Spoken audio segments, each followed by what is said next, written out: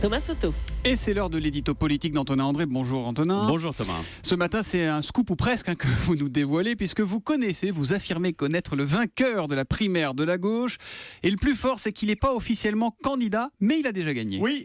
On le croyait retiré de la vie politique depuis le 21 avril 2002. Je vous l'annonce, Lionel Jospin est le grand gagnant de la primaire de la gauche en 2017. Alors d'abord, rappelons que ce sont ses enfants qui s'affrontent. C'est lui qui les a élevés, qui les a biberonnés à la politique.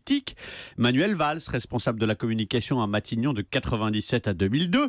Vincent Peillon, à cette époque, est porte-parole du PS et l'une des plumes attitrées de Lionel Jospin, inséparable d'Arnaud Montebourg, jeune élu de Saône-et-Loire, qui décoiffe les grands élus du parti à l'Assemblée. Même Benoît Hamon est dans la couveuse jospinienne, conseiller auprès de Martine Aubry au ministère du Travail.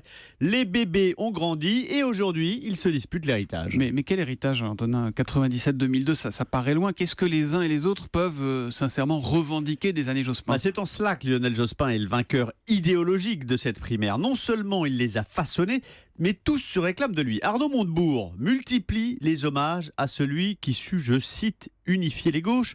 Vincent Peillon cherche le point d'équilibre. Il imite presque Lionel Jospin dans cette recherche du point d'équilibre entre les ailes droites et gauche du PS. Il le cite dans tous ses discours. Manuel Valls, qui a invoqué Jospin dans son discours de candidature à Évry, n'a eu de cesse de l'évoquer lorsqu'il était à Matignon.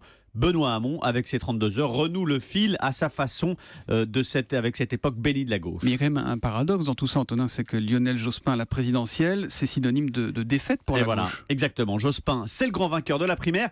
Et donc, c'est un drame annoncé pour la gauche. Lionel Jospin, c'est le candidat qui efface la gauche au profit du FN au second tour de la présidentielle.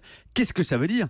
Qu'en invoquant Lionel Jospin, ses enfants démontrent leur incapacité à se renouveler, à se réinventer, à se tourner vers l'avenir, à faire preuve d'audace. L'avenir, l'audace, les sympathisants de gauche vont les chercher ailleurs, chez Emmanuel Macron ou chez Jean-Luc Mélenchon. Les enfants terribles de Lionel Jospin risquent de connaître le même sort que leur papa, un retrait subi de la vie politique. En tout cas, c'est plus le grand amour entre François Hollande et Emmanuel Valls. Je suis sûr que vous avez lu dans le Canard cette petite phrase. Ils se sont même pas souhaité une bonne année, paraît-il, et l'ancien Premier ministre a acté la rupture de confiance durable avec le président de la République, assurant ne plus rien en attendre. Le rassemblement, c'est pas pour tout de suite. Merci beaucoup, Antonin, et à demain.